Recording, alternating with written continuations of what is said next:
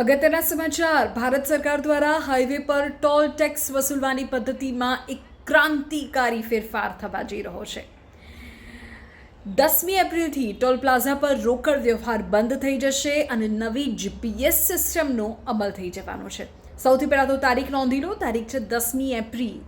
શું મુખ્ય સમાચાર છે તે આપને કહું છું. નેશનલ હાઈવે પર મુસાફરી કરતા વાહન ચાલકો માટે કેન્દ્ર સરકારના માર્ગ પરિવહન અને હાઈવે મંત્રાલયે એક ઐતિહાસિક નિર્ણય લીધો છે.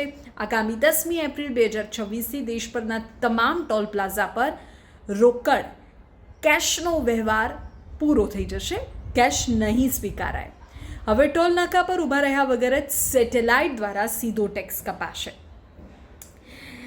અત્યાર સુધી સરકાર ફાસ્ટેગને બદલે હવે જે છે તે global navigation satellite system GNSS તરફ આગળ વધી રહી છે.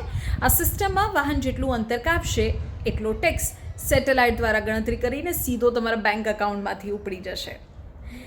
નવા નિયમ મુજબ હાઈવે પર ટોલનાકા પાસે ઊભા રહેવાની કે લાંબી લાઈનો લગાવવાની જરૂર નથી. વાહન ચાલતી અવસ્થામાં જ તમારા જે ટોલ છે, ટેક્સ છે તે કપાઈ જશે. રોકડ વ્યવહાર પર પૂરી રીતે પ્રતિબંધ લાગી જશે. 10મી એપ્રિલથી જો કોઈ વાહન ચાલક પાસે ડિજિટલ માધ્યમ કે ફાસ્ટેગ નહીં હોય તો ટોલ લેનમાં પ્રવેશ દેવામાં જ નહીં આવે અને ભારે દંડ ભરવો પડશે. નિયમોમાં ફેરફાર થઈ રહ્યા છે. અગાઉના નિયમ મુજબ નોન ફાસ્ટેગ વાહનોએ બમણો ટોલ ભરવો પડતો હતો, પરંતુ હવે નવી સિસ્ટમ હેઠળ ડિજિટલ પેમેન્ટ ન કરનાર સામે કડક કાર્યવાહીના આદેશ અપાયા છે. તો આવી પરિસ્થિતિમાં શું ધ્યાન રાખશો? પહેલાં તો KYC અપડેટ કરી લો. તમારા ફાસ્ટેગ કે બેંક વોલેટનું KYC અપડેટેડ હોવું જોઈએ, લિંક કનેક્ટેડ હોવું જોઈએ. બીજું પૂરતું બેલેન્સ હોવું જોઈએ. સૌથી મેઇન છે, હાઈવે પર મુસાફરી કરતાં પહેલાં તમારા એ વોલેટમાં પૂરતું બેલેન્સ છે, ડિજિટલ વોલેટમાં એ ચેક કરી લેજો, નહીં તો તમારું વાહન જ બ્લેકલિસ્ટ થઈ જશે. બીજું GPS ડિવાઇસ.